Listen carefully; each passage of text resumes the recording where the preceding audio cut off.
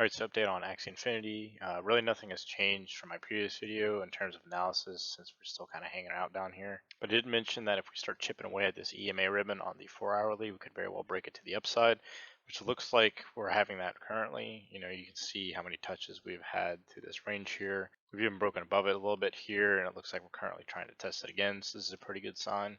Now, the one thing I am concerned about is how large this Ichimoku cloud is here, but again, we are trading sideways here, so you can see that the Ichimoku cloud hasn't really given us support, nor really resistance throughout this move. So this continues to be sideways trading throughout this range. We could very well break the Ichimoku cloud to the upside. What I would get concerned about is if we saw a rejection off the cloud and it sent us below this green box. At that point, the Ichimoku cloud will have made its way down here and start to widen even more. So that's something to definitely look out for. If you look at the 200 EMA on the 4-hourly, you can see it's starting to catch up with the price action.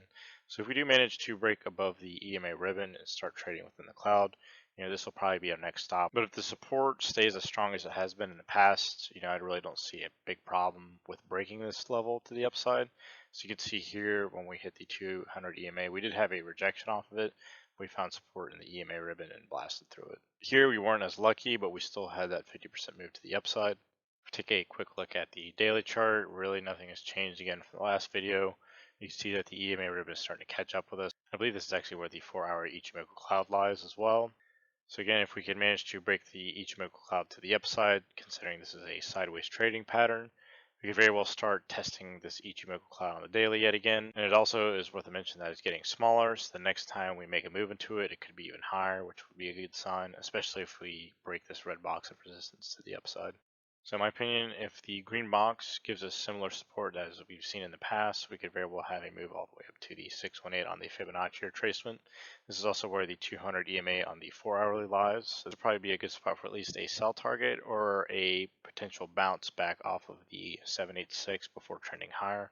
I'd really like to see, again, a little bit of a correction here before we go higher so that we can sustain the price action instead of kind of blowing through it like we did here.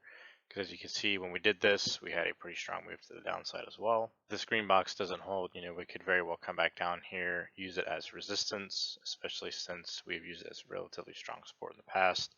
I expect it to be relatively strong resistance, so it could very well shoot us back down. And at that point, we'd be setting a new all-time low, which wouldn't be a good sign. So break much below 40 bucks could be game over for this. And if not, our next stop could very well be around $54. So this is all I have for Axie Infinity today. If you enjoyed this video, go ahead and hit the like button. If you haven't subscribed already, go ahead and do so as I try to post content daily. As always, this isn't financial advice, and I'll see you in the next one.